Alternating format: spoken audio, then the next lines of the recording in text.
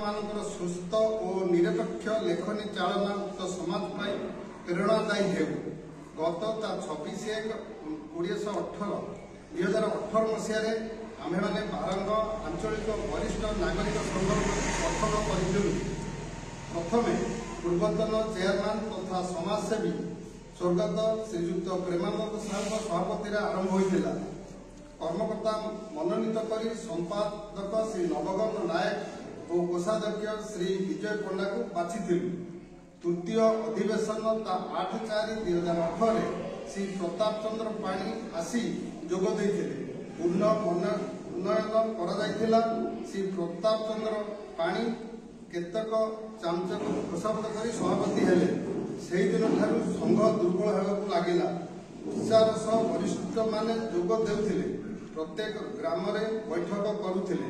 पंजीकृत करा। सभ्य चांदा और बदान्य व्यक्ति प्राय 2 लाख टंका पर्यंत आदाय होता। मधुबन ठारे गृह निर्माण गोटे परिदर्शन कमिटी गठन हो सर्वसम्मति क्रमे निष्पत्ति हो निर्माण कार्य आरंभ है। कोषाध्यक्ष श्री विजय कुमार पंडा उक्त गृह को विरोध कर तहसीलदार को मुष्टिमय लोकों दस्तखत संग्रह कर विरोध कले। मधुबन बहु लोक समर्थन देवारू तहसीलदार पूर्ण कार्य अनुमति देले।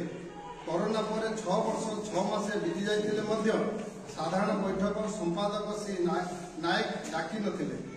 2 वर्ष थरे निर्वाचन बाइल अनुजाई होता। प्रत्येक वरिष्ठ बारंबार कहले सेमाने कर्णपात कले नहीं।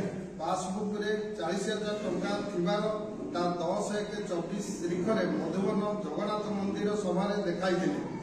बाइल सर्वसम्मति कले नहीं। 2 मास पर सभा डाकिया प्रस्ताव गृहीत होता।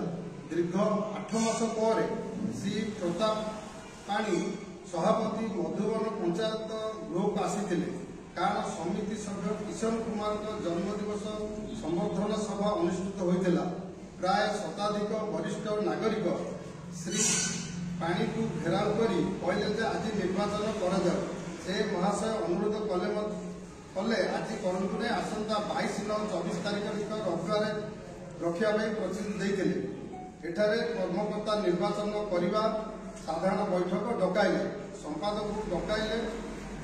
पंडा इटाभाटी ठारे सभा बही और बाइल प्रदान करते। परितापर विषय एपरिक श्री पाणी 22/9/2024 किम्स एडमिशन कही लुचिले। श्री नवगण नायक देह असुस्थ कही लुचिले। उपसभापति श्री सुनील सिंह को सभा डाके कही सभा को आसिले नहीं। 22/9/2024 दिन शताधिक वरिष्ठ नागरिक उपस्थित हो श्री पाणी और नायक को निंदा करने सह कर्मकर्ता बदलाई। सर्वसम्मति क्रमे श्री सुनील सिंह सभापति, श्री गोलेक बिहारी दास कार्यकारी सभापति, श्री रामचंद्र दास संपादक, श्री पूर्णचंद्र परिडा उपसभापति, श्री कृष्णचंद्र मल्लिक उपसभापति, श्री गुरुचरण षडंगी उपसभापति, श्री सुकांत महाराणा कोषाध्यक्ष भाव मनोनीत हेले।